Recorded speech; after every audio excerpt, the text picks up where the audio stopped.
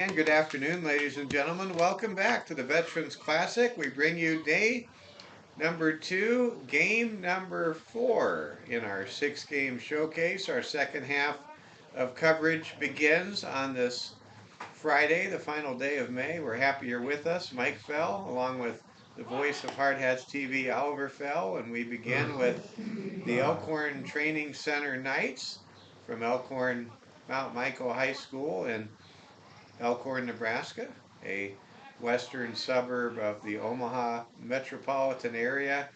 The home team in this game coming in with an impressive record of 7-1 and 2-0 in tournament play against Harrisburg Maroon, who comes into this game with a 1-1 record in tournament play. And here we go on the mound for Elkhorn Mount Michael is Aiden Earl.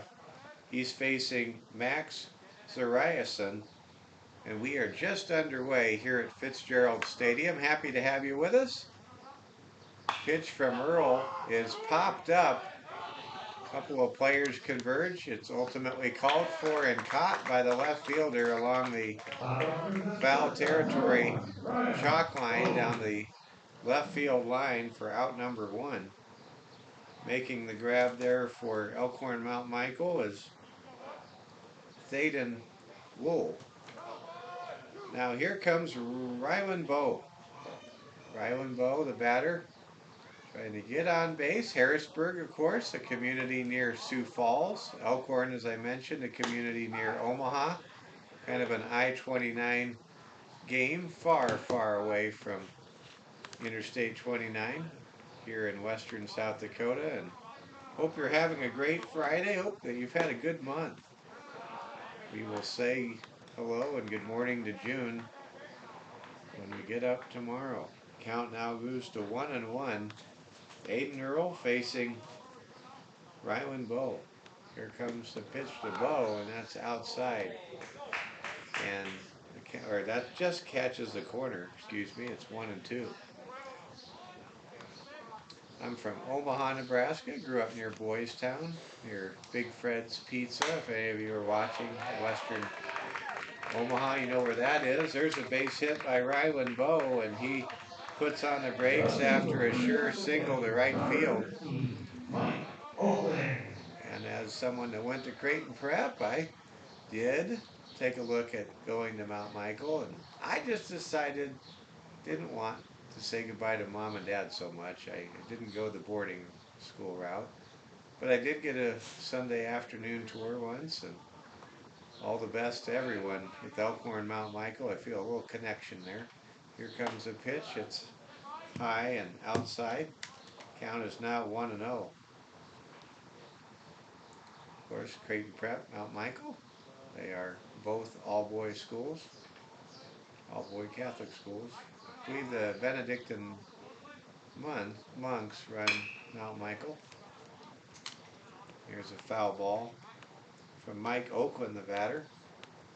Mike Oakland, he's the catcher. He's batting third. We'll get to the starting lineups momentarily.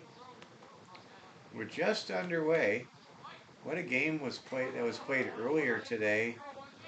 Peltz Construction from Alliance, Nebraska, victorious 18-12 over the Huron Post 7 Tigers.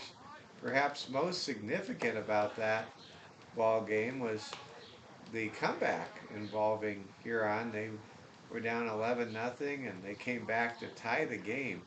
And ultimately, Alliance wins, gets to 500 in the tournament. And for Huron, they were swept this morning by Cheyenne Post 6 and Alliance, and they are now 1-2 in the tournament. There's a grounder to short, and reaching on a fielder's choice is Mike Oakland. The force out's recorded at second.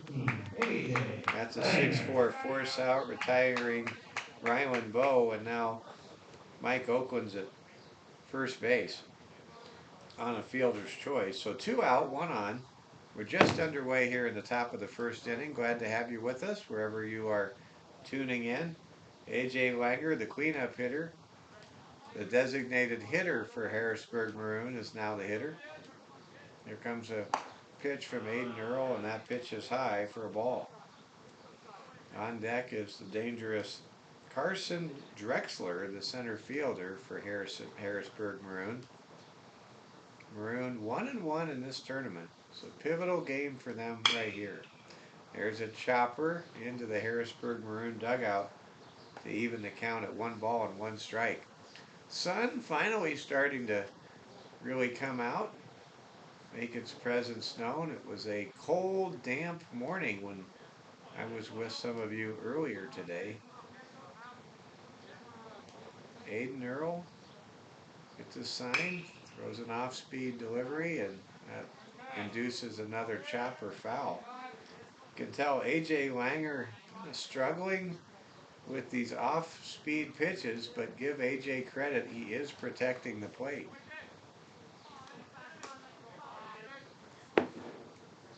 Here comes the 1-2 pitch from Earl, and that is just off the plate. The count evens at 2-2.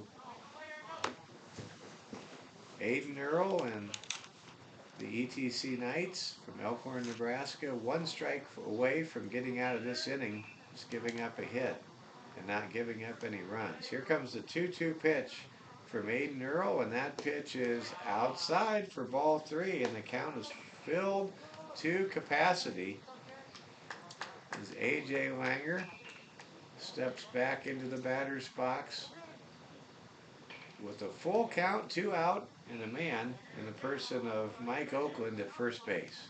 Here comes the pitch. Oakland takes off. That's a chopper past the mound. Scooped by the shortstop. Throw to first is in time to retire the side. That was a close bang play, and it goes in the direction of the Knights infield. Good play made right there by shortstop Barrett Psychosa, firing a strike to Ashton Schroeder, and that gets Aiden Earl out of trouble. Psychora. In the top of the first inning, there were no runs on 1 hit. There were no errors, and there was 1 man left on base. We now head to the bottom of the first inning, and Elkhorn Mount Michael will come up to bat momentarily. You're watching Veterans Day coverage on day number 2. This is Hard Hats TV. Did you get to the WeWar guy? Is he on there? Is it well? It's Weewol, I think. Okay. That's what I'm going with. Let's go ahead and get to the starting lineups. Let's look at the Elkhorn Mount Michael starters. We'll get back around to the Harrisburg Maroon starters. Nathan Bluvis, Barrett Psychosa, Psychora, thank you, Psychora, and Thaden Wheel will be the first 3 batters. Then Rocco Zimmerman, Ashton Schroeder, Henry Stanek, Dominic Beninado, Daniel Collins, and Preston Pantuski. Let's go ahead and get a little more detailed here. The leadoff man for Elkhorn Mount Michael, Nathan Bluvis, he's your center fielder. Barrett Sikora, the shortstop, batting second. Thaden Wool, the left fielder, batting third. Hitting fourth in the cleanup position is Rocco Zimmerman, the third baseman. Batting fifth is first baseman Ashton Schroeder. Hitting sixth is designated hitter Henry Stanek. Batting seventh, Dominic Beninado. Batting eighth, catcher Daniel Collins, and rounding out the batting order, second baseman Preston Pantuski. As I mentioned, Aiden Earl is the pitcher for Elkhorn Mount Michael. The starting pitcher for Harrisburg Maroon, who has finished with his warm-up tosses, is Jonah Knuth. And we now bring you the bottom of the first inning. Nathan Bluvis to lead things off here for the Knights from Elkhorn, Nebraska. Nebraska, by the way, trailing the Florida Gators 3-1 in the 5th inning. Go Big Red. Let's go Huskers, your Big Ten tournament champs. 1-0 count to Nathan Bluvis. Here comes the pitch from Jonah Knuth, and that pitch is inside. Counts now 2-0. Harrisburg brought the Harrisburg Gold and the Harrisburg Maroon with them. Almost all the baseball players from Harrisburg are here in Rapid City. It's a 3-0 count. Now to Bluvis, the leadoff hitter for Elkhorn Mount Michael. And there's a hit by pitch as Bluvis is hit by an inside pitch that really lacked any type of navigational device. Now Barrett Sikora is the hitter. Always interesting when the first batter of the game gets hit by a pitch. It's just something you don't expect.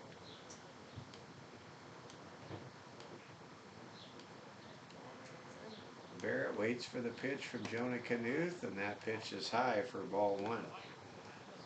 After this ball game, Post 22 Hard Hats will have a Veterans Classic doubleheader night. Oliver Fell will have all the action for you in games 5 and 6 of our 6-game showcase here at the Veterans Classic.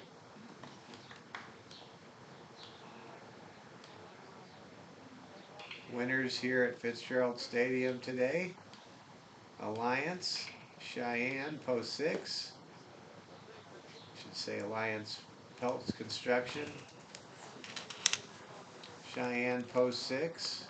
And in a game that just concluded, the winner of that game was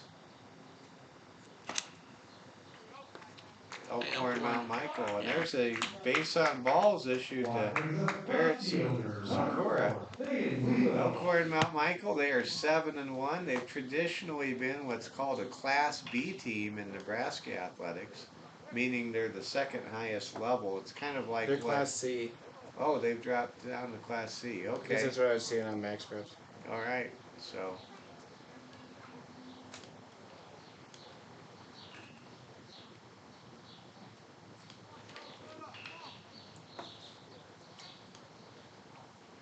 Now, Thaden, did we catch how that name's pronounced, Dollar, a moment ago? No. No. Thaden, we'll call it, say Thaden Wool. We'll wait. We will. Okay, we'll wait for the pitch, and that pitch is inside. Nope, it's over for a strike. Rocco Zimmerman on deck. Here comes the pitch, and that's another hit by pitch. And one thing for Jonah Knuth to pitch inside. It's another thing to strike a pair of hitters in the first inning, to the umpire having some discussion with the starting pitcher, telling him, knock it off. Let's not do that anymore. So, not that it was intentional, I'm sure it was not, but Thaden Wool is at first. Nathan Bluvis is at third, and Barrett Sikora is at second. So the bases are loaded with no out. And here comes cleanup hitter Rocco Zimmerman. There's a low pitch for ball 1. Big opportunity here for Rocco to stake the Knights to an early lead here in the bottom of the first inning. Jonah Knuth fires, and Rocco hits a base hit into left field. 1 run scores, and Elkhorn Mount Michael is in the lead 1-0 here in Rapid City. So the bases remain loaded with nobody out. Nathan Bluvis scores on that base hit on the left side of the infield. And now Barrett Sikora is at third. Thaden Weewol is at second. Rocco Zimmerman's at first. And here comes Ashton Schroeder, a left-handed slugger for the ETC Knights from the great state of Nebraska. Here comes a pitch, and that is almost hits. I would be putting Ashton Schroeder. I would be putting on every guard in that dugout when I go to the plate against these guys. Here comes a pitch from Jonah Knuth, and that is outside 2-1. Well, Knuth has not been effective. He hasn't hung any pitches, but his pitches have really been all over. And there's another hit by pitch, and Knuth just cannot find any sense of command. He has hit 3 batters in the bottom of the first inning. That's going to bring home a run. Ashton Schroeder They're getting the is manager involved. credited with a base hit. I mean, with a RBI as Barrett Sikora scores. And now we're going to have a conference. And I don't know how much longer Jonah Knuth is going to be out on the mound firing pitches. The because manager he had is him. really a hazard to everyone except himself at the moment. Yeah, the umpires had the manager come out and talk to him. There might be a maximum amount of hit by pitches one can hand out. It's like fouls in a like fourth grade basketball game. Nobody expects to ever get there, but there might be a max. We'll have to see. I mean, you have to. Obviously, you feel for Jonah Knuth. He doesn't want to keep hitting opposing batters, but he has hit several here in this inning, and it's now 2-0. Again, with not a single out recorded. Jonah Knuth, he looks like he's stranded on an island right now. Jonah looks to home plate, fires a pitch. That did not hit the batter, Henry Stanek, and that's strike one. Usually pitchers have a way of just settling down to see what Jonah can do here. There's a swing and a miss, strike two. Elkhorn, Mount Michael, ETC Knights have the bases loaded, nobody out, and they already lead 2-0 here in the bottom of the first. And there's strike three. Henry Stanek out on 3 pitches, and there's one down. So Jonah Knuth has recorded an out. Now he will look for a strikeout or double play ball of some kind to try to get out of this inning with the bases loaded. There's a grounder. It's knocked down by the third baseman. Throw to first, not in time, and that'll be an infield single and an RBI for Dominic Beninato. Dominic able to bring in Thaden Wool. And we are now at 3-0 in favor of the 7-1 and 2-0 in this Veterans Classic ETC Knights from the western edge of the Omaha metro area. There's a pitch. It's hit high, but it's playable. It might score a run. Nope, it'll be caught by the shortstop for out number 2, or second baseman for out number 2. Good solid play made that time by Nick Riley, the second baseman for Harrisburg Maroon. Now here comes Preston Panowski. Preston batting with the bases loaded and 2 outs. Knights leading 3-0, and there's a foul ball down the line and out of play. The ETC Knights stands for Elkhorn Training Center. Here comes the 0-1 pitch to Preston Panowski, and that's going to go over the pavilion, and a bunch of youngsters chase down that loose baseball. Count is now 0-2. Can Jonah Knuth get out of trouble here? There's a pitch outside. Good play there by catcher Mike Oakland to keep that ball from going to back to the screen. Preston Panowski waits for the next pitch. It's just off the plate. Boy, that was close. And now the count is 2-2. Here comes the pitch. And it is drilled to center. It may be playable, and it is. There's a can of corn for the center fielder from Harrisburg Maroon. And that's Carson Drexler. And Jonah Knuth, he gives up 3 runs. He hits 3 opposing batters. And when the dust settles, the Elkhorn Mount Michael Knights have a 3-0 lead after 1 inning of play. In the bottom of the 3rd inning, there were 3 runs scored on a total of 2 hits. There were no errors, and there were 3 hit by pitches in the 1st inning of play. The Knights bat around and have a 3-0 lead. The bases were loaded as the final out was retired. So Elkhorn Mount Michael off to a solid start with a 3-run lead, and Harrisburg Maroon will look to regroup. Let's go ahead and give you the starting lineup for Harrisburg Maroon. We weren't able to do that last inning. Max Zachariasen will lead off. He's playing left field. Ryland Bowe is your shortstop, hitting second. Mike Oakland is the catcher, batting third.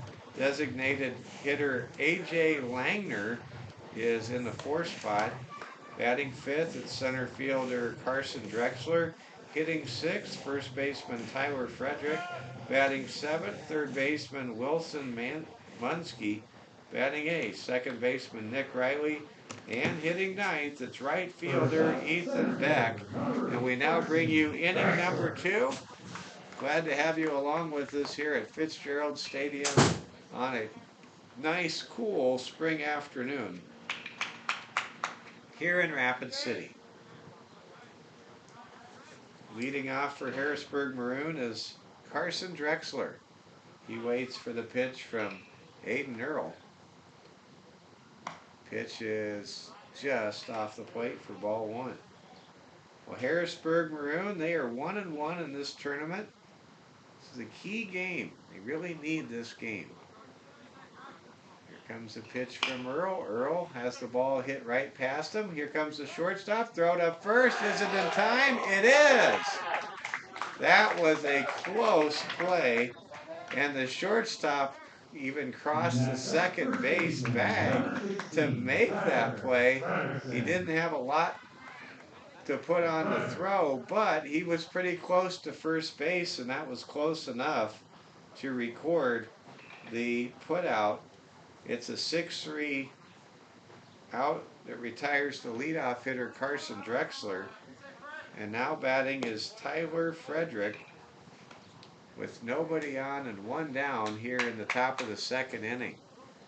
Elkhorn Mount Michael leading 3-0 so far.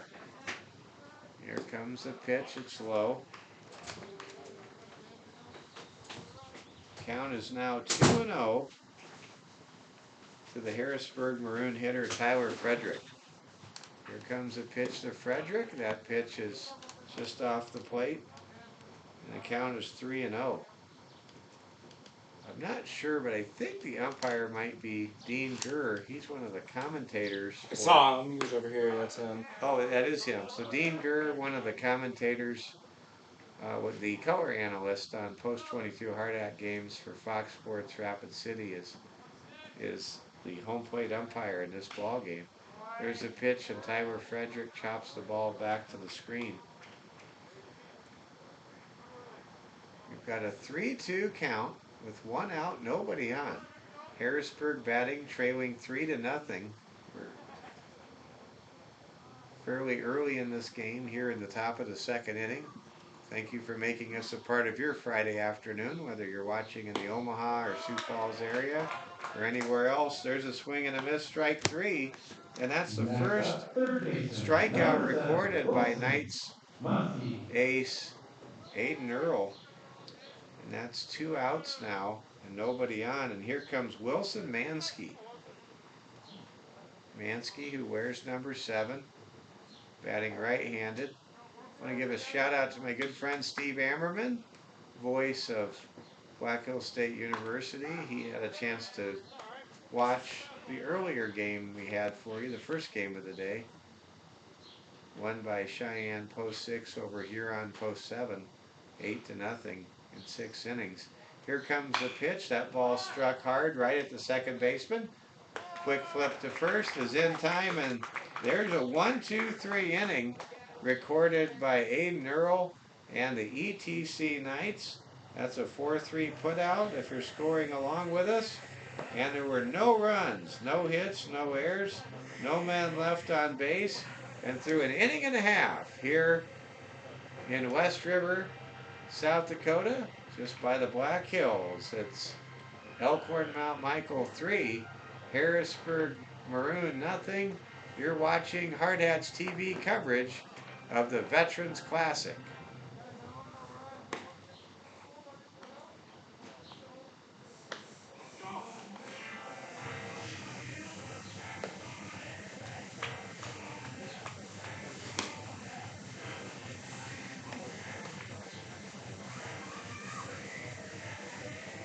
Mike Fell with you, along with Oliver Fell, and proud to say I grew up in West Omaha, and Elkhorn, Mount Michael. When I was going to Creighton Prep in the 80s, Mount Michael was like 20 minutes away from my house. Now, I'm pretty sure that the Omaha metropolitan area has sprawled so far to the west that Elkhorn, Mount Michael is no longer quite so out in the country. To lead things off here in the second inning, it'll be the leadoff hitter as the Knights batted around in the bottom of the first, plating 3 runs. It'll be Nathan Bluvis. Bluvis drills the ball down the left field line for a base hit. So 1 pitch, 1 hit. Nathan Bluvis knocking the ball squarely into left field to lead things off. And now here comes Barrett Sikora. Jonah Knuth, if you're just joining us, hit 3 batters out of the 9 hitters he faced in the bottom of the first inning. There's a bunt, and it is a great drag bunt. And there's a throw to first, and that was almost an infield hit. Barrett Sikora with a sacrifice bunt advances Nathan Bluvis from first to second. That will be a 1-3 putout in your scorebook. Now here comes Thaden LaWool. Thaden batting from the right-handed side, waits for the pitch, and that pitch is high above the belt for ball 1. Big game tonight in Kansas City. Start of a 3-game series. The San Diego Padres are taking on the Kansas City Royals. Here comes the pitch, and that ball fouled over the pavilion. They nearly drilled a kid. And Nobody got hit. I said it that's nearly good. did. I'm glad everyone's okay. We've had 3 Knights that have already been struck by pitches, but they all seem to be okay too. Here comes the pitch. They're not crying about it. Thaden LaWool. The kid would. We don't know. There's some tough kids out here in Rapid City. You gotta I don't grow know up. if- I don't- You gotta these ones grow are- up fast out here. I'm joking. These ones are the Omaha ones. No, there's tough kids from Omaha. I can tell you that. I'm a little biased. Yeah. Thaden LaWool with a 3-1 lead in the count. Waits for the pitch from Jonah Knuth from Harrisburg Maroon. Here comes the pitch, and that is strike 2. And that call came pretty late. I won't say that Dean Gurr followed in the footsteps of Angel Hernandez, but it did cross my mind. Here comes the 3-2 pitch. Ball is hit up the middle, and it is gloved. Throw to first is That not was a great in time. throw. Great effort by Maroon shortstop Riley Bowe, but the speed and the placement of that ball deep in the hole behind second base was enough for an infield single. So now the Knights have men at the corners with 1 out. That's the 4th hit in the game so far for the ETC Knights. Here comes a pitch to Rocco Zimmerman, and that ball is over for a strike. So if you're wondering about the Knights in baseball, remember Roy Hobbs played for the fictitious team, the New York Knights, in The Natural. I just saw that movie recently. Man, did I have fun watching that movie on YouTube free with ads. It was really good. Here comes the 0-2 pitch with 1 out to Rocco Zimmerman. Throw down to first, not in time, and Thaden LaWool able to steal a bag for the ETC Knights, who have a 7-1 record coming into today's action.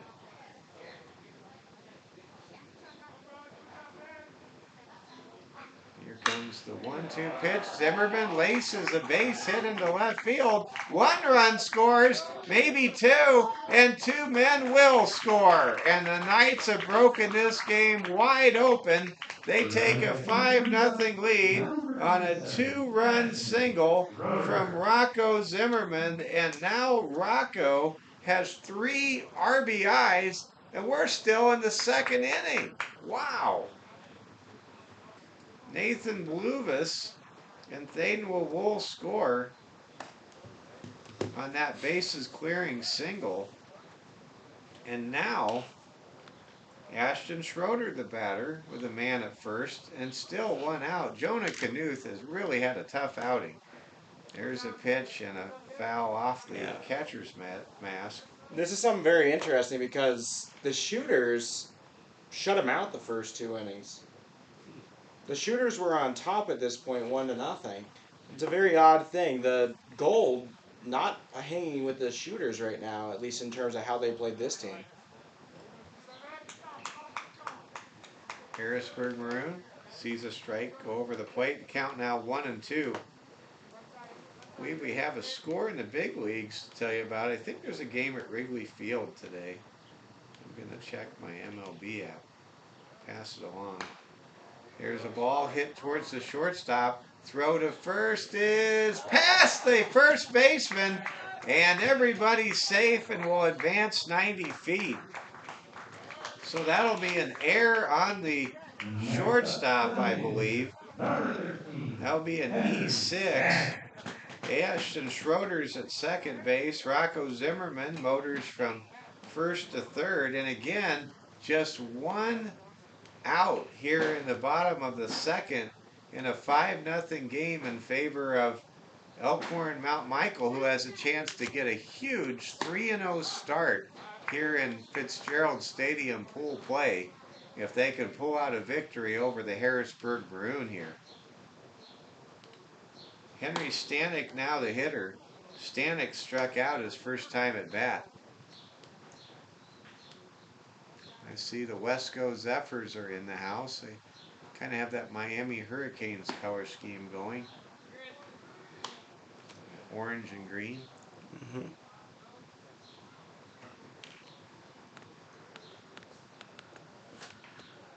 Jonah Knuth fires, and his sidewinding delivery places the ball outside the zone, and the count is 3-1.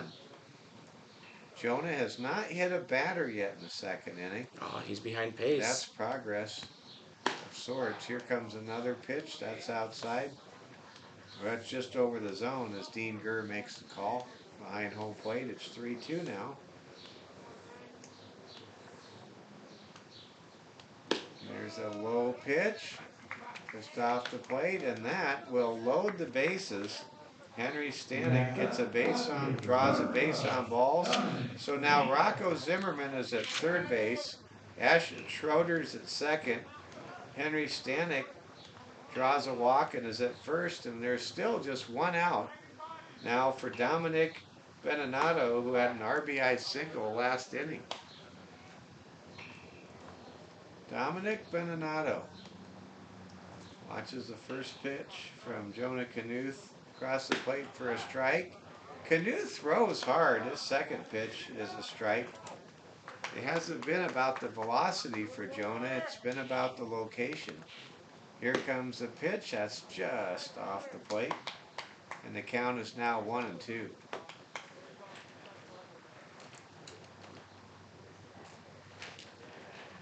comes the pitch. Ball lifted, out of play, foul.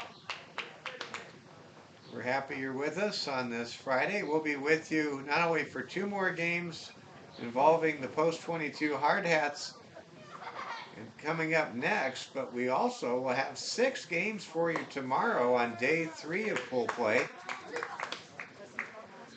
Oliver Fell and myself, Mike Fell, will have the action for you. I'll have the play-by-play of the 7:30 game tomorrow morning.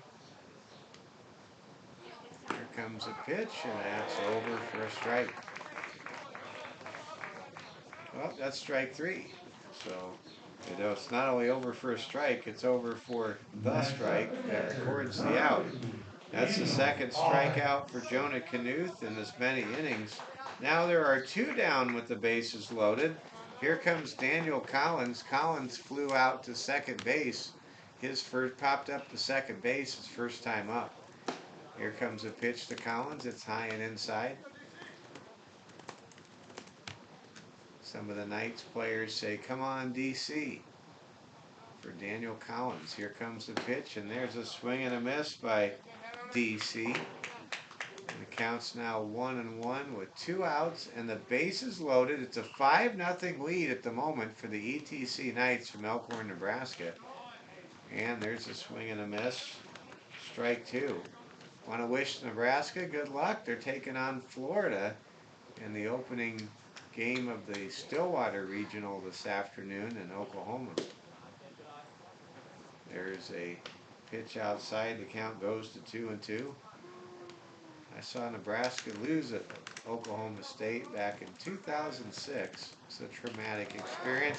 There's a wild pitch, and that's going to score Rocco Zimmerman from third base, and the Knights now lead 6-0 as the runners advance to second and third. So a wild pitch brings home Rocco Zimmerman, and now it's 6-0 in favor of Elkhorn Mount Michael. Trying to get to 3-0 in the Veterans Classic, and there's ball 4, and Jonah Knuth has now allowed Elkhorn Mount Michael to bat around 2 consecutive innings. When does the hook come? And Preston Panowski is the hitter. Let's see how Double P does here for the ETC Knights.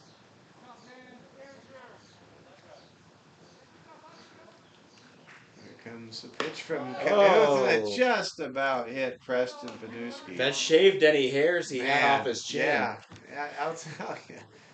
No one can accuse Jonah Knuth of not pitching inside or pitching close to the batter. There's another pitch that brushes Panowski off the plate. Counts now 2-0. We're happy you're with us. Here comes the pitch, and there's a foul back to the screen. I think Preston wanted that one back. I think he got exactly what he wanted. He just couldn't get the barrel around. Bases are filled with Knights. You might even say it's the diamond of the round table with the Knights at all 3 bases. There's a swing and a miss, strike 2. I kind of dipped into my little King Arthur medieval. I went a little medieval on this ball game here in the second inning. Count is 2-2 with 2 outs. Preston Panowski, there's a pitch, strike 3. And Jonah Knuth limits the damage, but damage yet again is done by the Elkhorn Mount Michael ETC Knights as they score 3 runs on a total of 3 hits. There was 1 error, and there were 3 men left on base. So the ETC Knights from Elkhorn Mount Michael, they managed to score 3 runs their first 2 innings in which they came to the plate. They also left 3 men on base both times. They could be up by a lot more than they are, but they have a solid 6-0 lead. We now head to the 3rd inning, and Nick Riley, Ethan Beck, and Max Ariason are due up as Aiden Earl is back out there for his 3rd inning of duty for the black-topped Elkhorn Mount Michael ETC Knights. Of course, you may wonder in Legion Baseball, what's the story in Nebraska? They don't say their post on their name. Well, it basically is because there is naming rights sponsorship involved. I'm excited to share this. Security First Bank announced today they plan to be the Court of Champions sponsor at the legendary St. Thomas More High School. So naming rights being arranged by Security First Bank, and that's a tremendous commercial bank here in town, and just congratulations, Security First Bank, sponsoring the Court of Champions at St. Thomas More. Nick Riley will lead things off for the Harrisburg Maroon.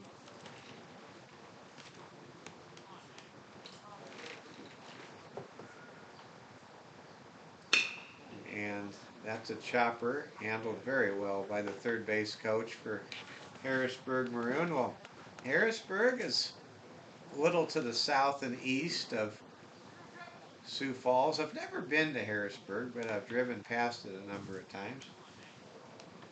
Sure, it's a great town. There's a Oh, yeah, I thought he was going to do it ball, and I twice. believe I have a friend, Jay Murphy. His friend Rick Fink, I think, lives in Harrisburg, and kind of similar to Elkhorn. I think the city of Sioux Falls is just kind of sprawled out to where Harrisburg is, and Harrisburg is essentially a suburb of South Dakota's largest city. Here comes the 0-2 pitch from Aiden Earl. That's off the plate for a ball.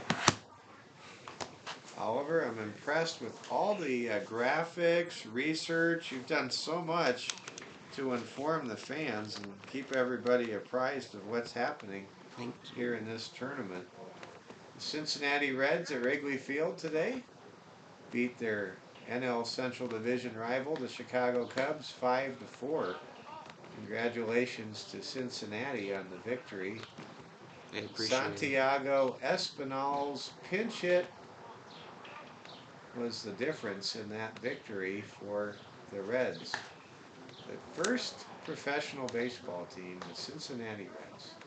Count Cincinnati 3-2. Baseball Reds, not to be confused with the Cincinnati Football Reds. Oh, okay. Well, 1923-24 NFL season. There we go. I missed that one.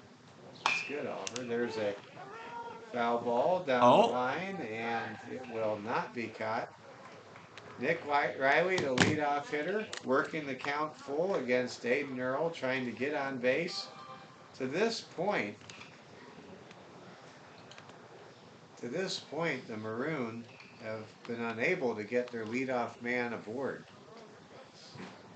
This is a 6-0 game, currently led by the ETC Knights from Elkhorn, Nebraska. Here comes the pitch, and it is inside and high, and that's the leadoff walk. Maybe the ray of sunshine as the sun peaks around the clouds with greater frequency and regularity that the Harrisburg Maroon was looking for. Now number 9 hitter Ethan Beck is the batter, waiting for the pitch from Aiden Earl. Nick Riley leading off. Here comes the pitch, and that is over for a strike.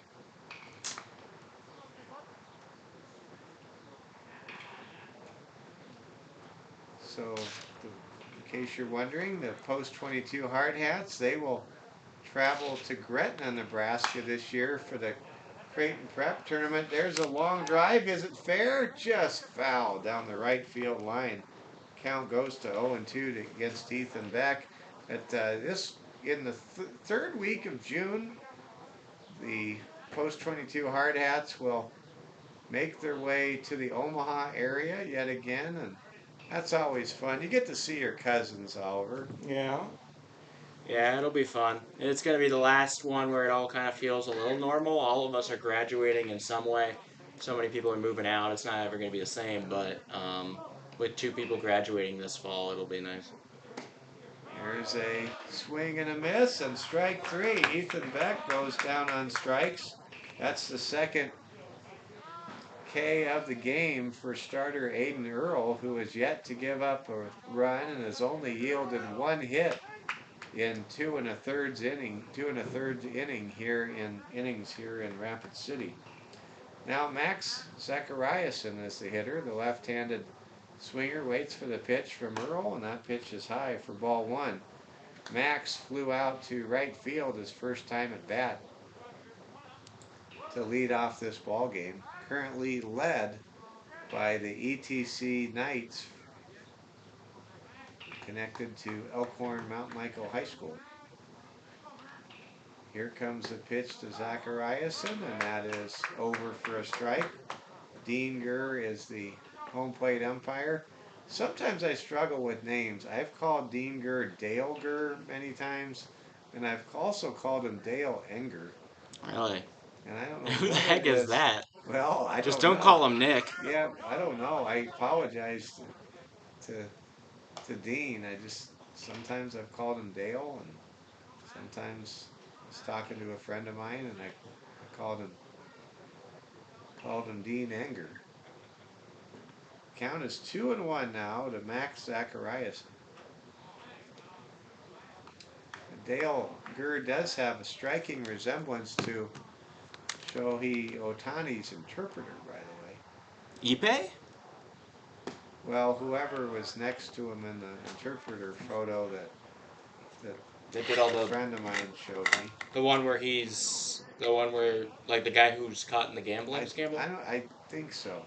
Count is 2-2. Here's a new one now that guy got in the scandal, but Maybe it's the new interpreter. I don't know. I don't think they ever came out with MLB interpreter trading cards. There's a everybody knows grounder eBay right now out of play. because he lost like $30 million. Yeah, that's a bookie's dream right there. Mm-hmm. Count is 2-2 to Max Zacharias The Outlaws. and the Miles City Outlaw Baseball Club from Big Sky Country in Montana. They are in the house here, ready for some baseball. Here comes a 2-2 pitch, and Zachariasen Bathroom. lifts the ball off of the restroom building, and the ball is retrieved in the Hall of Fame area. I think here for post 22. Here comes now the pitch to Aiden Earl. The pace is really slowed down like molasses in January. There's a high pitch outside. This game at the moment just doesn't have much of a flow or groove to it. No pulse. It didn't happen in the shooters game either. It was all kind of dull. At least Baseball is a game where so much of its excitement is locked into the suspenseful moments themselves. It's not known for endless continuous action like other sports. But what a great game it is. I love baseball as much as I love any sport other than football. Football is really kind of a way of life if you're from Nebraska. Let's leave it at that. Go Big Red. Count is 3-2 now to Max Zachariasen. With one out and a man at first, in the person of Nick Riley. Here comes Aiden Earls. 3-2 payoff pitch. And that pitch is way outside the zone for ball 4. And now there are 2 on and 1 out. And Ryland Bowe comes to the plate. Bowe, a good hitter. He's the only man to come through with a base hit today for Harrisburg. Ryland Bowe had a single in the top of the first inning. Chance to really do something big here with 2 outs, with 2 on and just 1 out. Here comes a pitch to Ryland Bowe, and that pitch is just off the plate for ball 1. Got a message from my brother Dave in Omaha, Nebraska, owner along with his wife Ronnie of the cookie company at the Westroads. If you're a Elkhorn Mount Michael fan, make sure you get to the cookie company and get some of those great cookies at the Westroads Mall. Gotta give a little plug for my bro. Here comes the 1-1 pitch now to Ryland Bowe. And that pitch is inside. Nope, it's over. Dean Gurr. He went, ah! He really takes his time before making the ball and strike. He plays some replays in his head. There you go. Here comes the 1-2 pitch to Ryland Bowe.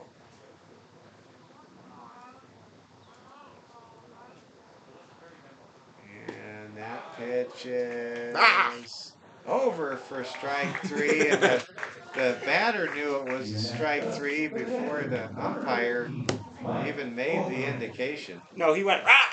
Oh, okay. And then he took forever to make the indication. I see. He makes a big sound. Oh, okay, that's good to know. All right, 2 out, 2 on.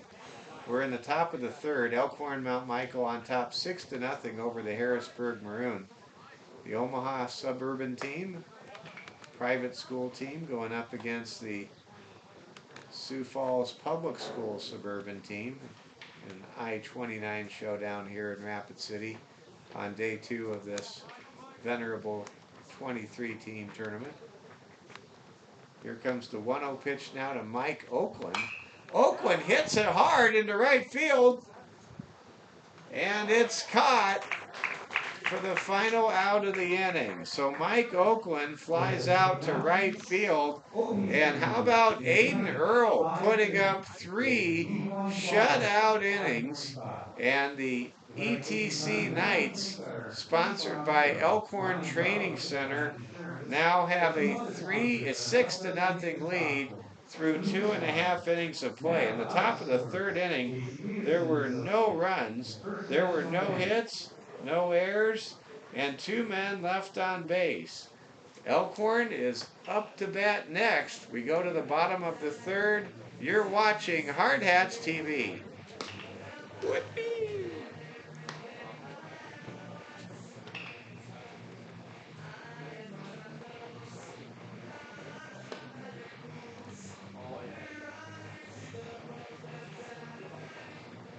Well, just got an exciting text from my brother Dave. The San Diego Toreros have tied up the Oregon Ducks in Oh, the wow. regionals in, I believe it's in Santa Barbara today, where that game's Gaucho being country. played. Gaucho country.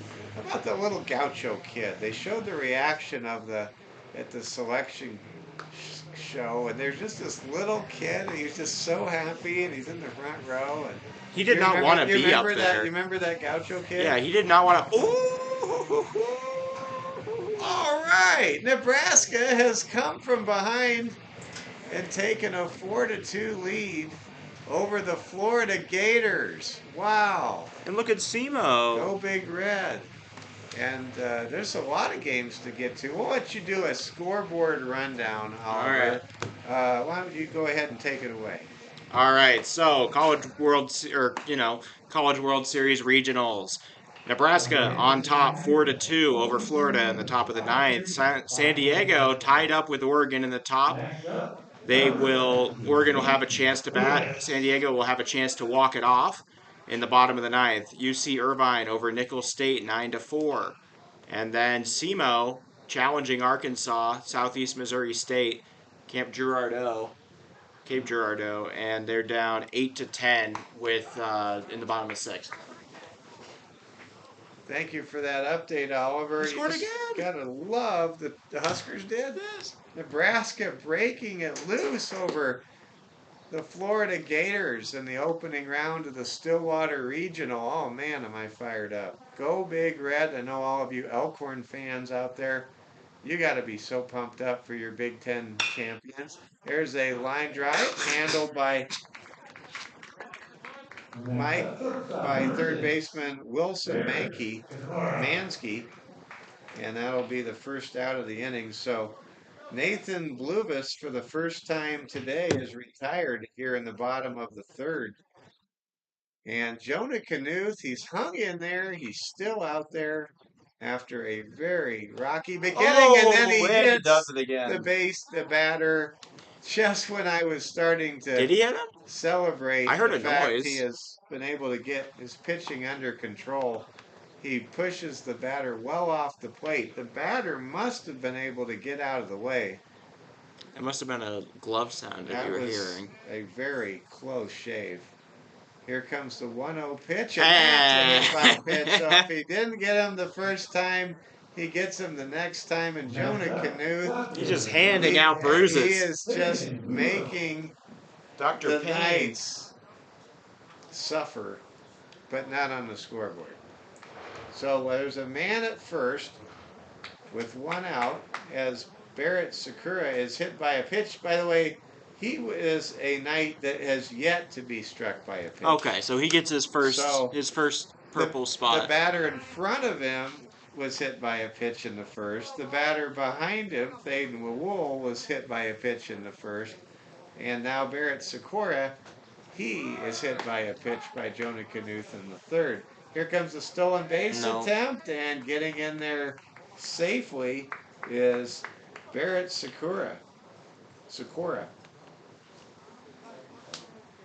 I feel bad for the military people here. They're gonna have to wait a long time until they get to do the national anthem and whatnot for the Hard Hats game. They'll be here for like 40 minutes, probably an hour. Fade Wool, the hitter. Maybe He they can get is some snacks. 1 for 1, scored twice. Was hit by a pitch, as I mentioned a moment ago, and got a base hit. Here's a pop-up to right field, and that will be out number 2. He almost Fade got him. Wool flies out to right field, and now here comes Rocco Zimmerman. Rocco batting with a man in scoring position here in the bottom of the 3rd inning has a chance to add on to his impressive 3 RBI total here in the early innings of the 6-0 game in which Elkhorn Michae leads. And there's a wild pitch, and going from second to third is Barrett Sakura. He's and out for blood. I mean, right now, I have to say it. He's throwing way too hard to be this wild. It's just really. It's frightening. But there's, you just like, I don't want to go into any more detail. But we'll just say that Jonah Knuth, you bring up a great point, Oliver Fell. He's bringing the heat, but that heat is just, it's like he's shooting a shotgun. Right. He's shooting it is just some sort of flintlock, very widespread. Yeah, this game. Shrapnel. This game should come with a warning label for whoever is facing Jonah Like I said, Knuth put on every today. guard you have. Yeah. Here's a 2-1 pitch to Rocco Zimmerman. Leg, ankle, neck, whatever. Zimmerman fouls the ball on the play. And how'd that guy see get over that Kevin Phillips is here, the public address announcer for Post 22 Baseball and the Veterans Classic. Also, we have Jerome Wickersham, whose partner is the umpire behind home plate, Dean Gurr, and it's good to see Jerome Wickersham from Fox Sports Rapid City, my good buddy here. Here comes the full count pitch, 3-2 pitch to Zimmerman with 2 outs, and there's ball 4. And now Ashton Schroeder will come to the plate, and Rocco, he's not only 2 for 2 with a walk, he is the only hitter in the first 5 batters for Elkhorn Mount Michael to not be hit by a pitch yet today. I wouldn't hit him either. Here comes the pitch, and that gets how many are we at? Ashton Schroeder has now been hit twice, and the bases are loaded. And I mean, Knuth is not hitting Mount Michael with off-speed pitches. They're just heat at your thigh. And I mean, I know that Knuth knows he's facing the Knights, but that doesn't mean they came with armor. Dear Lord! And there's another base hit. Henry Stanek is hit, and I think the Knights deserve some armor. They need to wear some armor in this game. This game's sponsored by Armor All. 7-0 now as Henry Stanek is hit by a pitch, and Barrett Sakura crosses home plate. And Jonah Knuth, I mean, he's just hitting just about everybody that's even near home plate. I've never seen. Do you think tomorrow morning like they're going to show each other their bruises? I mean, Jonah Knuth, compare each other? I don't think of Jonah as violent, but I mean, this has just been in any other in any other setting, he would have been taken out of the building by now. Well, in the wrong neighborhood, he would get beat up. Count is 1-2. Dominic Benuto, the batter. Here comes the pitch, and that's a pitch underneath the strike zone. Now moves the count to 2-2. 2 outs. It's a 7-0 game. Rocco Zimmerman is at third. Ashton Schroeder's at second. Henry Stanek's at first. And there is a flare to the first baseman, and that will do it in the 3rd inning. We have played 3 innings of baseball. There have been a lot of bumps. There have been a lot of bruises. And for Elkhorn Mount Michael, there have been a lot of runs too. It's 7-0 after 3 innings of play. The Knights have out-hit the Harrisburg Maroon 5 hits to 1. To recap the bottom of the 3rd inning, there was 1 run scored on They've left 9 on the no hits. There were no errors, and yet They let the again, base just like in the first inning, there were 3 hit by pitch situations and a couple of near misses. And they've left 9 on the 3 bases. 3 men left on base. That's right. The max. 9 men have been left on base.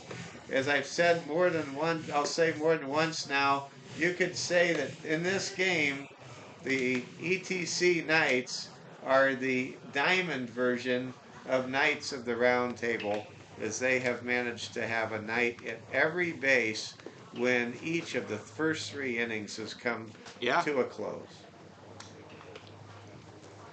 Exciting. I can give you some more college baseball scores. So, we got plenty of games still left to go.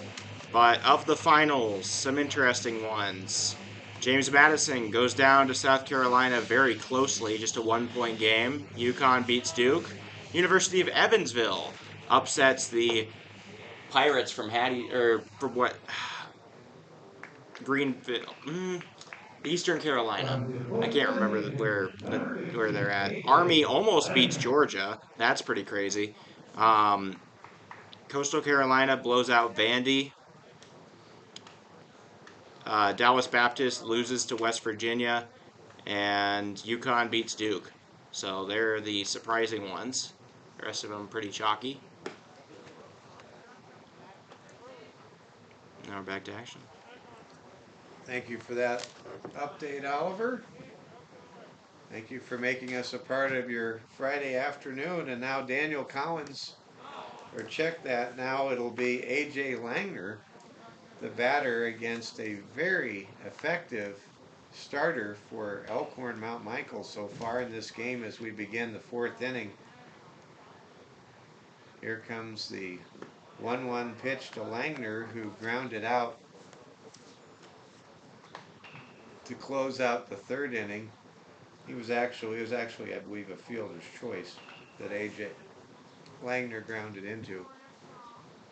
Here comes the 2-1 pitch to A.J. Aiden Earl takes his time, delivers, and there's a chopper back to the netting behind home plate. Mike Fell, Oliver Fell with you. I'm proud to be from West Omaha, and it's neat to see Elkhorn Mount Michael making the trip out here to Rapid City. I almost feel like I'm supposed to buy them dinner when they're here. Here comes the pitch. Ball is hit to center, and it's caught for the first out of inning number 4. Making the catch in center field is Nathan Bluvis. Now Carson Drexler is the hitter. Drexler grounded out to the shortstop his first time at bat today. Let's see what Drexler can do here. Earl takes his time, fires, and that pitch over for a strike. Aiden Earl, he really takes his time. He never works quickly. I'm not sure the pitch clock would be his friend. There's a pitch. It just goes outside the strike zone to a 1-1 count. They always say you got to reset yourself before pitches so that you don't, so that it's a repeatable action. He resets every time, and it seems to work for him. There's a strike, and I heard home plate umpire Dean Unger make the strike sound that time. I'm starting to detect what he said is the sound there. Here comes the 1-2 pitch, and that is a bouncer to even the count at 2-2. On deck for Harrisburg Maroon is Tyler Frederick. The Maroon wearing their gold uniform tops with the maroon helmet. Here comes the pitch. That ball is nailed right past the shortstop into center field for a base hit. Carson Drexler is aboard with 1 out, with the Maroon trailing 7-0. Of course, as we're in the 4th inning and it's a 7-0 game, we could get into mercy rule territory if the Harrisburg Maroon don't get on the board soon against starter Aiden Earl, who right now is pitching a 2-hit shutout here in Rapid City today. There's a bouncer in front of home plate. These pitchers have not been what you call groove masters. They have just, one pitcher's been really slow. One of them's just been hitting and everybody. One pitcher has just been hitting everybody. And putting as many. Everybody. He has 7 hit by pitches. Throw down to second is not in time.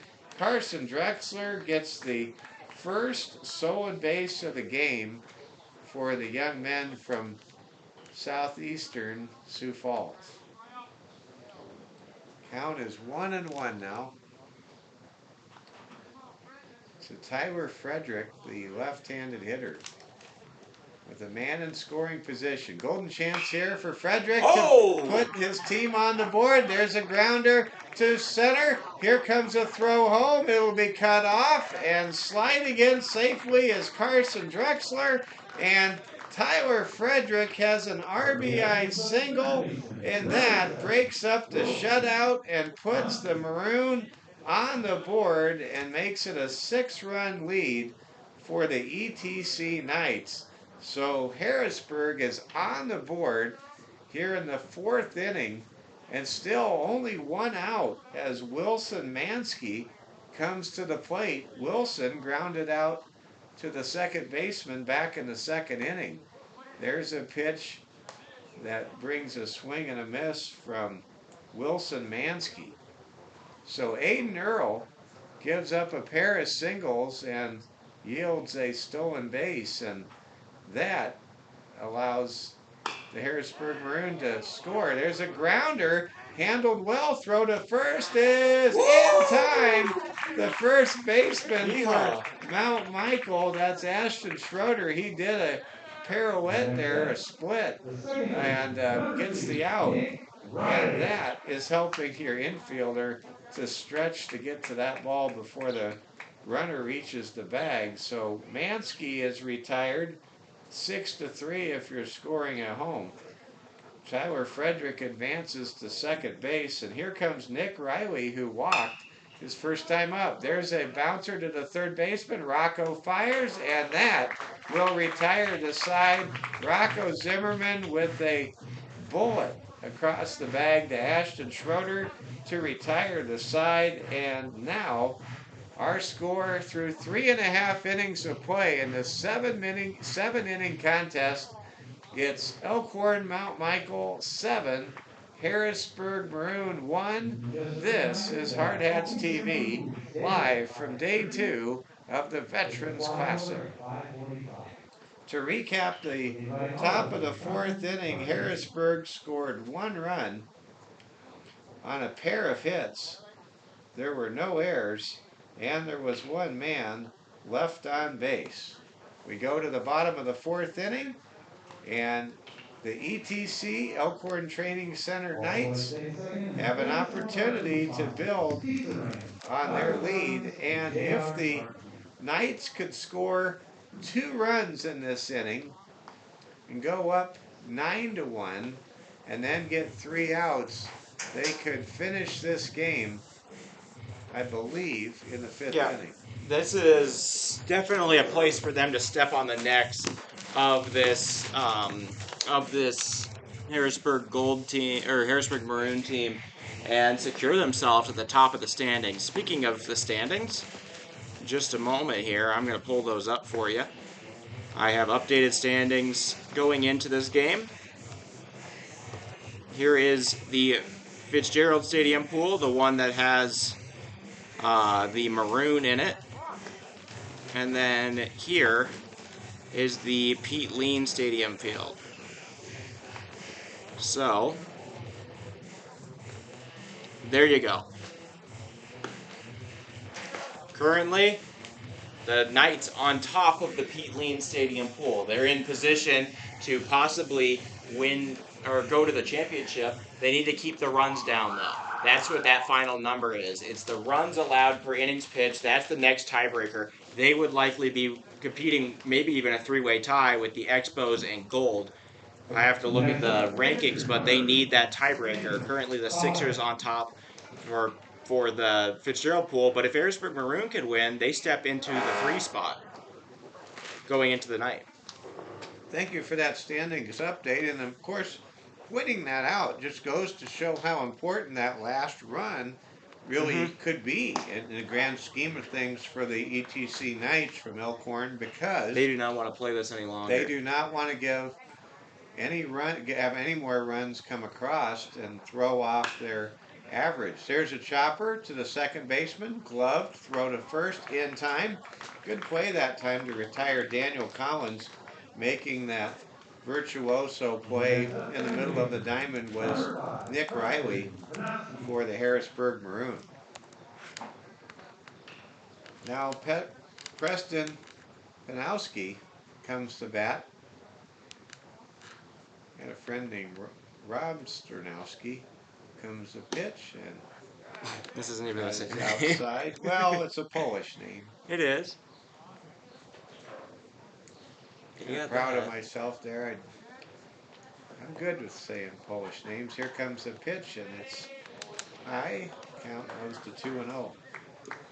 Well, when you're partially German, Yeah. you know. My grandpa had several Polish friends, Polish American friends. Were in his bowling league. Went to St. Bernard's Church in Omaha. Count is 2-1. Comes the pitch, and that's outside for ball 3.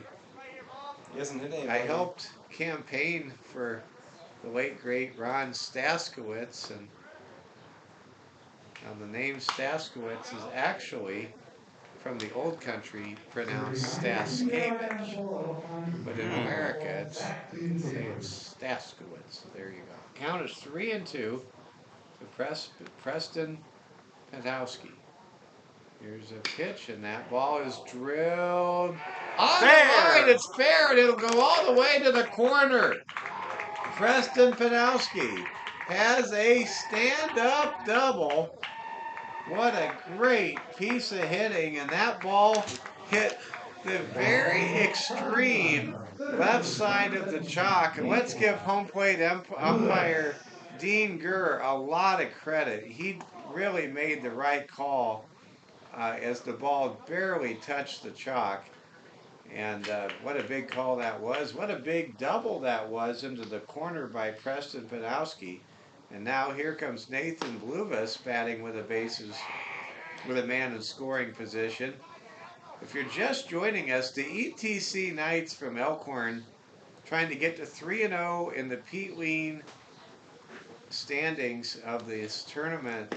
They actually have loaded the bases all 3 times in which they've come to bat, and they have been hit by 7 hit-by pitches from Jonah Knuth, the starter for Harrisburg Maroon. There's more people who have been hit than haven't. That's right. A majority of the Knights will wake up sore tomorrow, and I never thought I'd say this at the beginning of the game, but if we knew how the pitching was going to be for Jonah Knuth, who is no longer out there for Harrisburg Maroon, there's a bouncer to Riley at second. Good throw to first for the second out there of the inning. But if we knew that Knuth was going to hit so many Knights, we would have probably suggested, at least metaphorically, that the ETC Knights wear some armor just like real Knights do. Here comes Barrett Sakura now.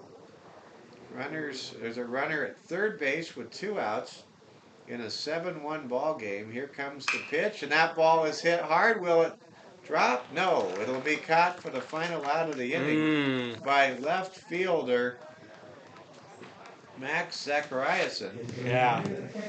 And the relief pitcher who comes out of the bullpen for Harrisburg Maroon is able to pitch around a double down the line and in the corner and keep Elkhorn Mount Michael off the scoreboard for the first time this afternoon. In the bottom of the fourth inning, Elkhorn Mount Michael does not score for the first time today. They do not load the bases for the first time today. They do collect an extra base hit. There were no errors, and there was one man left on base. We go to the top of the fifth inning here in Rapid City at Fitzgerald Stadium, which was established in 1957 and renovated in 2021. Our score, Elkhorn Mount Michael, aka the ETC Knights, the Elkhorn Training Center Knights, 7, and the Harrisburg Maroon, 1. You are watching the Veterans Classic on Hard Hats TV. I can't help but have a lingering feeling right now that ETC might have let Harrisburg off the hook and failed to put them away when they could. It's only a 6-round game, which 6 rounds, that's quite a bit, but not like crazy. I mean, Harrisburg scored 10 against the Sliders. It's or it was the wrong hair. Anyways, regardless, this team still pretty tough and resilient, and if that pitching is working, they can buy themselves time and slowly chip away at this thing. Well said.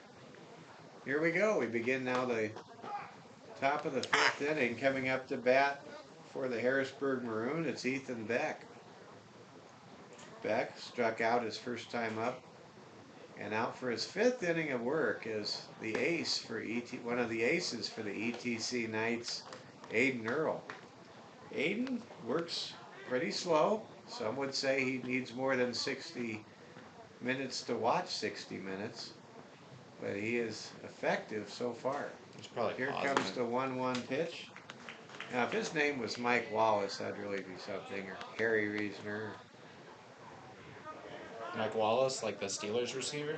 No, Mike Wallace, American television's all-time greatest interviewer Oh, and Barbara investigative Walters. journalist. Here comes the 1-2 pitch to Ethan Beck. Now, Barbara Walters was not Mike Wallace. She had the best Interviewing. guests though. She got the best interviews. Mm-hmm. She was good, but she was not Mike Wallace. I'll have to see him. Here comes the 2-2. I haven't been showed him in school, somehow. Well, that needs to change. Here comes the 2-2 pitch, and that is back to the screen.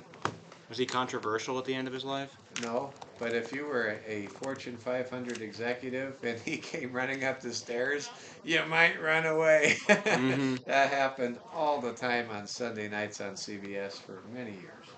Here comes the 2-2 pitch from Aiden Earl to Ethan Beck. And that ball is lifted down the right field line, playable, and it's caught for out number 1 by the right fielder for the Knights. That is Dominic Beninato. Seeing names like Rocco Zimmerman and Beninato, it's a great Italian-American population in Omaha, and I love living in Rapid City, and I'm from Omaha, but man, I miss the Italian restaurants that we had in Omaha, with like the Caniglia family, the Rotella family that gives all of us Rotella bread, and just man, there's something about Italian food, and Italian families do it better than anyone. Not surprisingly, there's a bouncer in front of home plate. Count now 1-1. I feel like my conversational topics have really not been very sports related in this game. You've just been gushing about the fact you're from Omaha. Yeah, pretty much. Here comes a pitch, and that's off over for a strike. Yeah. Yeah. He just screams. Yeah. Here comes the 1-2 pitch to Max Zachariason. Oliver, you're from Centennial, Colorado, in the Denver area. There's a chopper. Foul down the first No baseline. Denver teams here. No Colorado teams here this year. Yeah, but in a few weeks you'll get to go down to Pueblo, Yeah, to the Pueblo Azteca tournament. it's gonna be dusty. Probably. That's just a guess. It's a good guess. Make sure you get on that paddle boat on the riverwalk there. If you can. I'll see what I can do. There's a chopper up the middle, and that's a base hit for Max Zachariasen, who is now 1 for 2 on the afternoon. Now Rylan Bowe is 1 for 2 today. Steps up to the plate with the man on and 1 out, with the ETC Knights leading 7-1, trying to get to a perfect 3-0 atop the very competitive Pete Lean team pool standings. That might be why. Here comes a chopper to Rocco Zimmerman. Zimmerman tries to find the handle, does. And throws the ball to first. There's a throw down to second. It gets away from the bag. Oh my God. Ooh. Then there's a slide into third, and Max Zachariasen with some heads-up base running and a good slide gets into third base. I think they're going to charge an error to the first baseman who made the errant throw down to second. That'll be an E3. But Rylan Bowe is retired with a good play there by shortstop Barrett Sakura. So there are 2 down and a man at third for Mike Oakland.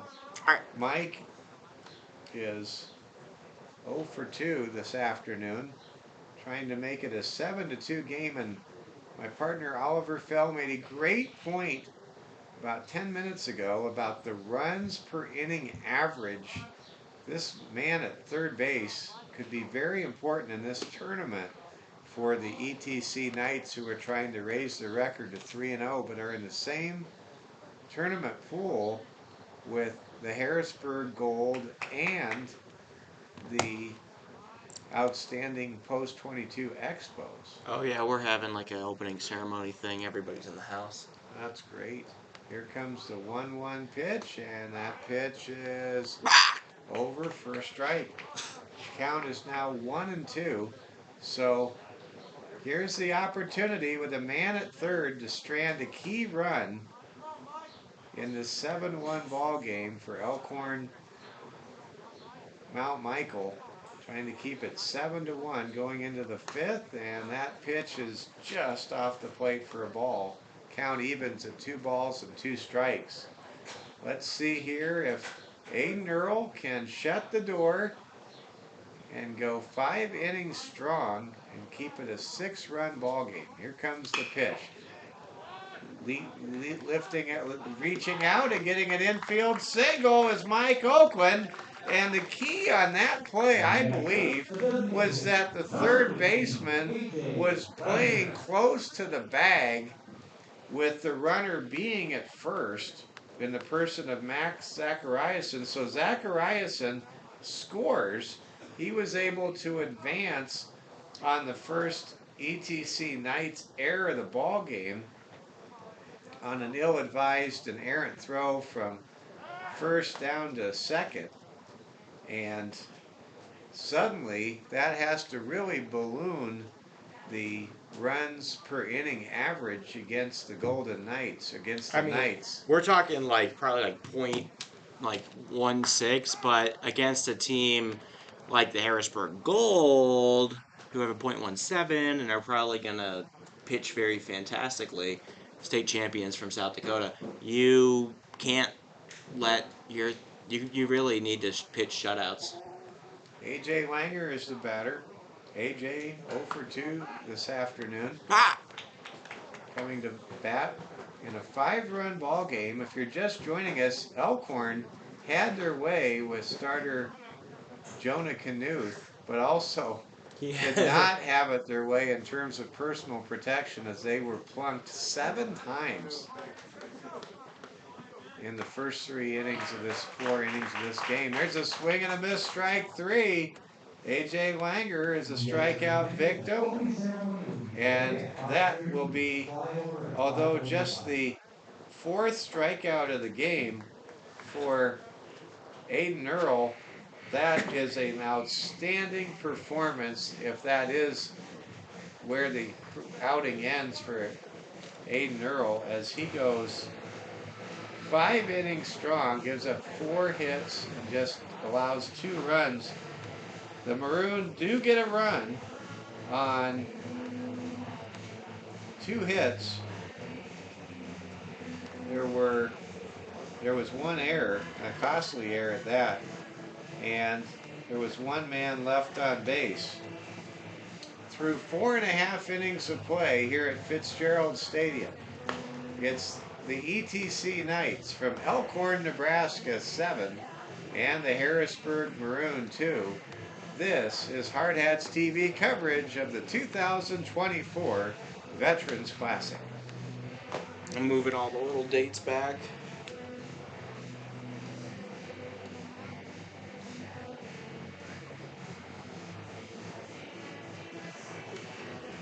I miss Mrs. Marsh. She always used to put our game on in the concession stand, so like parents and fans would see it. But now it's run by like kids with summer jobs, and it's not. They're not putting it up there. I saw like an Anna Kendrick movie up there last night. I mean, I'm sure it's all right, but you're watching it on mute. Half of Anna Kendrick movies are the voice. Good observation there, Oliver. Here we go.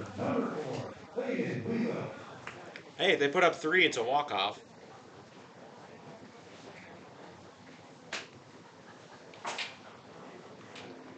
They pitched their required 5 innings. All right, so if the Knights can plate 3 runs here in the bottom of the 5th inning, that would end the game. But at this point, it's a 5-run game, and by no means is this game anywhere close to a conclusion.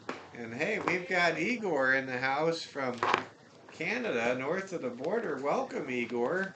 We were just talking about you this morning. Yeah. We really were. Here comes Thayden Wool, the hitter for the Knights. And Thayden is 1 for 2 today. He was one of many Knights to be hit by a pitch from Jonah Knuth. Here comes the pitch, and that ball is struck hard to left field, and it's caught for the first out of the inning. So Harrisburg Maroon able to retire the leadoff hitter with a flare to left field. Rocco Zimmerman, he's had himself a day, 2 for 2 with a run scored and 3 ribbies. Here comes a pitch to Rocco, and that is a strike. Rocco Zimmerman, a very dangerous man with a bat in his hands. Here comes the pitch over for a strike. On deck, it's Ashton Schroeder.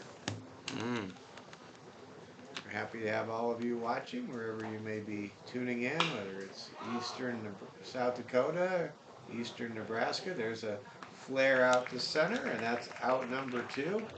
I know that Rocco Zimmerman is retired. I know that some of the players for some of the other teams in here watch this. I saw Moises Moy Panduro come in and ask when the game started this morning and like how overdue, because he wanted to know when he should be getting up for the West Coast stuff. And saw that the game was late, and he's like, okay, all right. It started at 7:30. It's still going at 9:20 in game 1. I can sleep in a little or whatever he's doing. And there's a grounder to second base, and that'll be a 1-2-3 inning for the Harrisburg Maroon in the bottom of the 5th inning. They let him off the hook. Go to the 6th inning. And if you're Elkhorn Mount Michael, you're somewhat haunted by the fact that you stranded the bases in each of the first 3 innings of this ball game. It should Certainly be the over by Knights now. should have ended this game sooner when you look back, and these 2 runs they've given up that are very costly runs against their run against average, which is the tiebreaker in this tournament, could have perhaps been completely avoided. And this game isn't even over. No. Harrisburg actually can, with the way they're pitching right now, they can rally. They really can. Well, we now go to the 6th inning,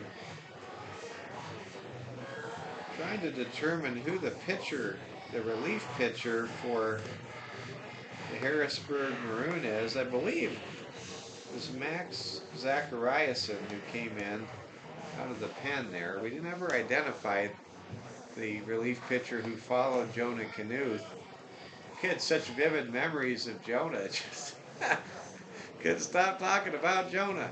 Well, here we go. We go to the top of the 6th inning. It's hard to believe this, but in 2 days here at the Veterans Classic, a heckler for Huron and a starting pitcher for the Harrisburg Maroon that has hit 7 opposing batters. Those are the 2 guys I remember the most so far here at this tournament. Carson Drexler lead things off here for the Maroon. Here comes the pitch, and that is just off the plate for ball 1. And out for his 6th inning of duty for the ETC Knights is Aiden Earl. Aiden trying to eat up innings here and maybe go the distance. Who knows? He's thrown a lot of pitches, but maybe he hasn't thrown as many as I think because he takes so long in between his pitches. Here comes the 2-0 pitch, and that pitch is over for a strike, and the count moves to 2 balls and a strike to Carson Drexler, who's 1 for 2 with a run scored and a stolen base today. Here comes the pitch, and there's a chopper past the third base coach's box into the corner, and the count evens at 2-2. Back in the field. We're seeing the shadow of the light tower in front of us. It hasn't quite reached the first base line, but it's getting late enough in the day now. We're starting to see some shadow action on the field. One of the bad things about the canopies, there's a time in the... Ooh, there's a swing and a miss, handled by the catcher, throw to first in time, and that is the 5th strikeout of the game for Aiden Earl, and that's a 2-3 put out on the strike him out, throw him out play. And now here comes Tyler Frederick. Tyler, he had a RBI single back in the 4th inning that broke up the shutout. Here comes a high pitch, some high cheese from Tyler Frederick to start off this at bat. Mike Fell, Oliver Fell with you. Fans starting to really fill up now. It's going to be a great night for baseball. All the teams getting ready for the Veterans Classic opening ceremonies, and it's just such a special event. Just can't thank everybody associated with Post 22 baseball enough for putting on one of the best tournaments in the Intermountain. 2 of them. Intermountain West, and I just want to shake the hands, probably of Wayne Sullivan. Yeah, probably him. I think he made this one. Whoever came up with the idea of 2 is better than 1, and having this tournament quickly. A lot of people have come up with that idea. Well, that's true, but when you can give everyone a 4-day classic of baseball with all these great teams, it's really special. Here comes the 3-1 pitch to Tyler Frederick. Frederick drills it hard to right.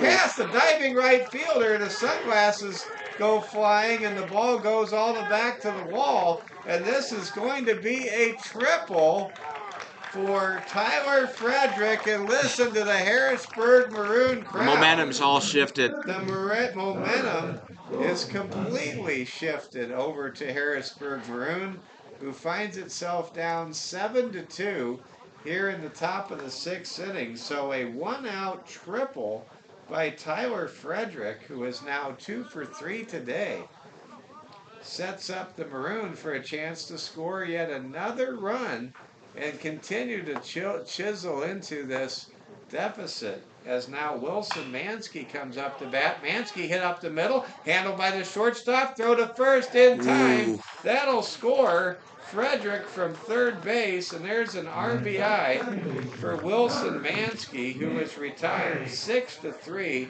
on the ground out up the middle.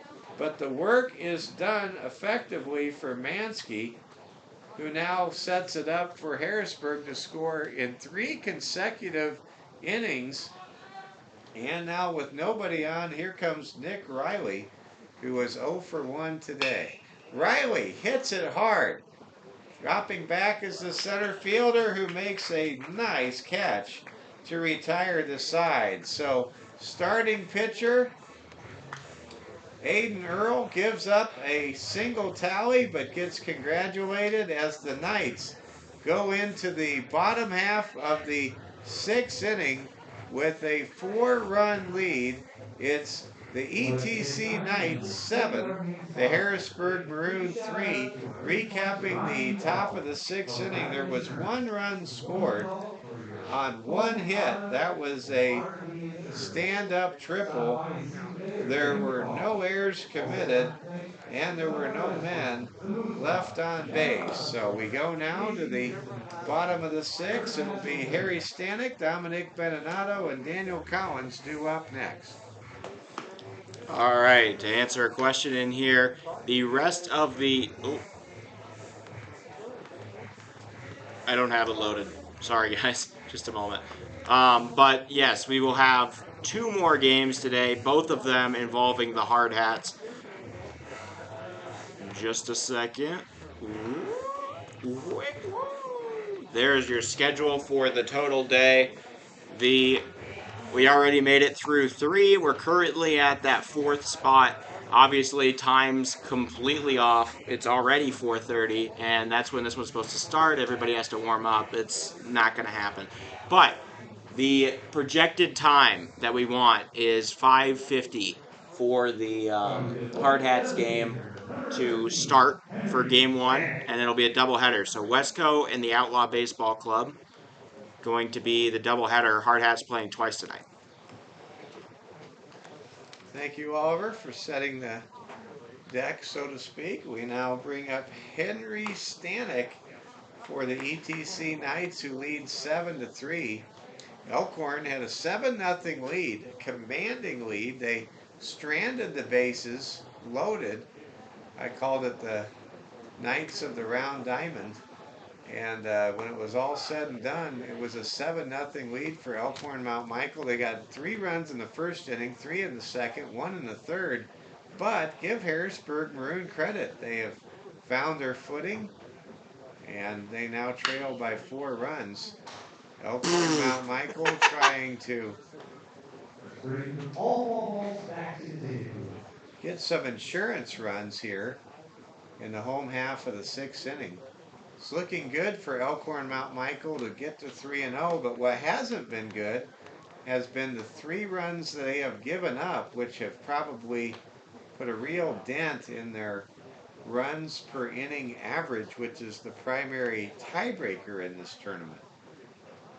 I don't know if Mount Michael plays the other teams that are tied with them Let me see. in the next on Saturday or not. That might go a long ways to determining who breaks what tiebreakers, if they can get a head-to-head game. Mount Michael is 3-0. They will play the Expos. So that's big, because the Expos are also They're undefeated 2-0. in the Pete Lean field. And they'll play Sheridan, who had a very good win in game 1 over Laramie. They'll play again tonight.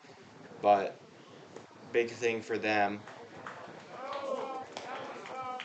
There's a bases loaded walk to Henry Stanek. And now here comes Dominic Beninado. Dominic is 1 for 3 on the afternoon. He had a base hit and an RBI single back in inning number 1. Mike Fell, Oliver Fell with you.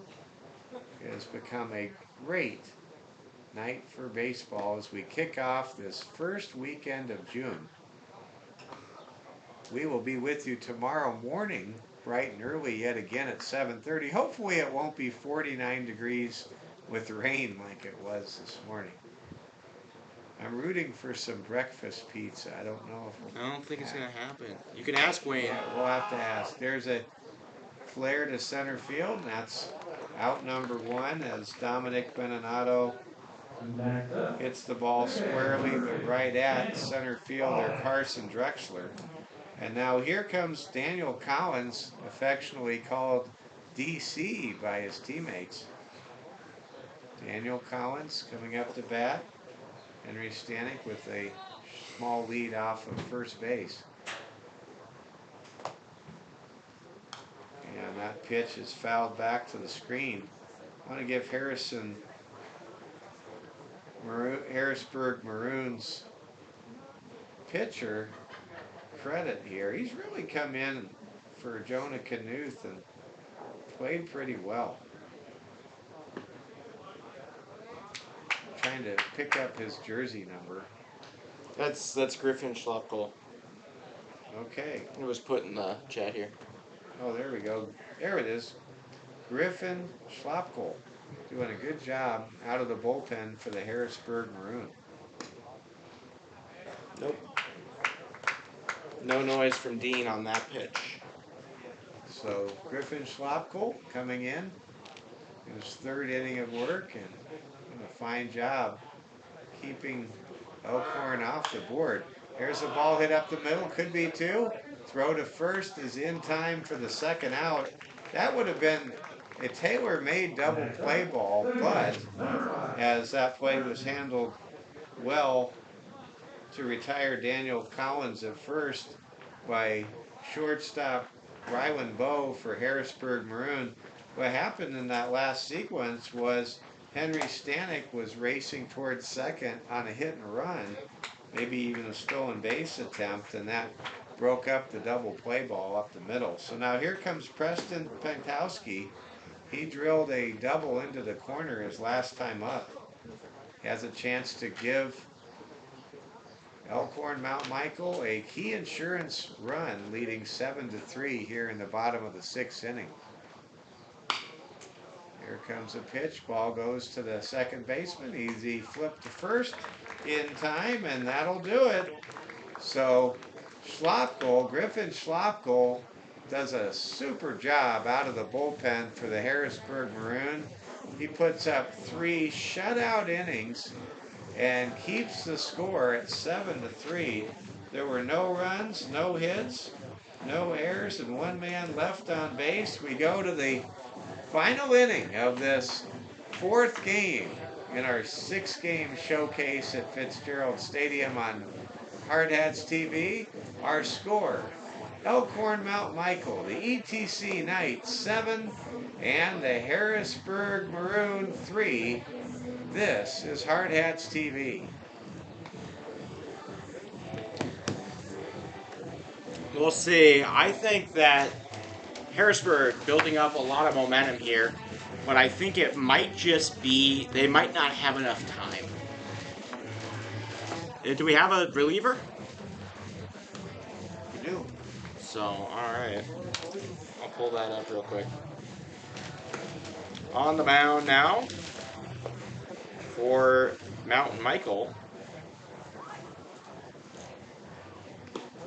Number 4. That is Thaden Wool. Or Weewell, whatever. It's a very hard name to say. Thaden Weewell. Thaden Wool. Thaden Wool? No. Look at the Wools out there. If you actually have it, I'm curious to know. So for the Harrisburg Maroon, trying to avoid dropping to 1-2 here in the Veterans Classic in Rapid City. They trail 7-3. They will send up the top of the order here in the visiting half of the 7th inning. Trailing by 4. Elkhorn Mount Michael is out hit Harrisburg just 6-5, but a really big separator in this game were 7 hit by pitches issued by Jonah Knuth, the starter for the Harrisburg Maroon. All kidding aside about being sore, that was a lot of free base runners issued by the starter. Luckily, he for the stranded Maroon. like half of them. But still, the Way too fact many on the is, board. 3 runs in the first and second had a lot to do Yeah. with the hit by pitch statistic. So here we go. Thayden Wolf's first pitch is a swing and a miss to Max Zacharias, and Max has had a good day today. He's 1 for 2 with a run scored. Here comes the second pitch to Thayden, and that's just off the plate for ball 1. So the Knights need 3 outs to get to 3-0 and raise their record on the season to 8-1. There's a bouncer to home plate. Count now moves to 2 balls and 1 strike. We're here in the 7th inning. There's going to be a big flyover and a ceremony coming up in just a little while. There's a chopper handled by the shortstop. Throw to first in time for out number 1. We have seen some very good shortstop play by Barrett Sakura and also Riley Bowe for Harrisburg Maroon today. That's going to be a 6-3 putout. And now here comes Rylan Bowe. And the Maroon are down to their final 2 outs. They may have simply just dug themselves too deep of a hole. They currently trail 7-3. There's a smash back to Wawol, the pitcher. He runs towards first, flips to the first baseman, and now the Knights are 1 out away from celebrating a 3-0 start here in this Veterans Classic in front of this big crowd here at Fitzgerald Stadium. Mike Oakland is the batter, the last man standing in the way of a win for starting pitcher Aiden Earl. This was not a save situation for Thayden Wool. Crowd is 1-1 now. The count is 1-1 to Mike Oakland. Here comes the pitch to Oakland, and that pitch is off the plate for a ball. Here comes the 2-1 pitch with 2 outs here in the 7th inning. Local time, it's 4:53 Mountain Time. Many of you fans are in the Central Time Zone. Hopefully we're all celebrating a Nebraska win over Florida. I didn't see a final, but the Huskers were up 4-2 in the 9th of that game. There's a walk, and Mike Oakland is on base. That's exactly what the Harrisburg Maroon need at this point, are base runners. Trailing 7-3 here in the top of the 7th inning in this 7-inning contest. The games have kind of been on the slow side. We're going to have a late night tonight. Still have 2 more games to be played here at Dave Blue Field in Rapid City. Both hard hat games. And both hard hat games. First pitch there by Thayden Wool is off the plate for ball 1. Wool throws hard. Here comes a bouncer, and good job there He uses his bare hand by the catcher to make sure he prevented that ball from getting back to the screen. The Maroon may not win this game, but they certainly have disrupted the tie-breaking metrics for their opponent, scoring 1 run in the 4th, 5th, and 6th innings. And for Elkhorn Mount Michael, they have to just be very frustrated. They didn't score more runs when they loaded the bases in innings 1, 2, and 3. And there's a walk with the base on balls. And now, believe it or not, ladies and gentlemen, the tying run in this game is on deck in the person of Tyler Frederick, as Carson Drexler will come up to bat with 2 on and 2 out here in the top of the 7th inning. Drexler going to Dakota Wesleyan for baseball in the fall. All right. The only college commit I'm aware of on this Maroon team. Okay. Dakota Wesleyan. It's a good school. I believe that is in Mitchell. And it is in Mitchell, home of the Corn Palace. Mitchell not a part of the tournament this year. Carson Drexler, the hitter, waits for the pitch from Will, and it's fouled out of play. Uh-oh, kids. Oh my gosh, nearly hit the hard hats. Or are those the Expos? I think those are the Expos. Here comes the 0-1 pitch now to Carson Drexler. 2 on and 2 out. Ball hit to the third baseman. He just runs to the bag, jogs to the bag, and that'll do it. The Knights win. The ETC Knights are 3-0 in the Veterans Classic. They win 7-3. They out-hit Harrisburg Maroon 6-5, and the Knights celebrate a happy victory. Get ready to shake hands with their opponents from the Sioux Falls area, the Harrisburg Maroons. The Maroon dropped to 1-2 in the tournament. The Knights from Elkhorn, Mount Michael, are now 3-0 in the Pete Lean Field pool. And on top of that, the Knights are now 8-1 to start the 2024 campaign. A great win for the Knights from Elkhorn, Mount Michael. The winning pitcher for the Knights is Aiden Earl. The losing pitcher and record in this game is Jonah Knuth. And this has been an entertaining fourth game of the day. Congratulations to the young Catholic gentlemen from the western part of Omaha, Nebraska, who win today by a final score of 7-3. For my partner and son, Oliver Fell, the voice of Hard Hats TV, who will bring you the next two games tonight. This is Mike Fell saying thank you for watching, and good afternoon and good evening from Rapid City, South Dakota. Heads up, it'll go. We have the flyover at 5:45 Mountain Time, so that means that the game's gonna start at 5:50. Everybody's probably gonna warm up. We'll do a little ceremony, so I'll be live probably like 5:30. So expect that. All right. See you in a bit.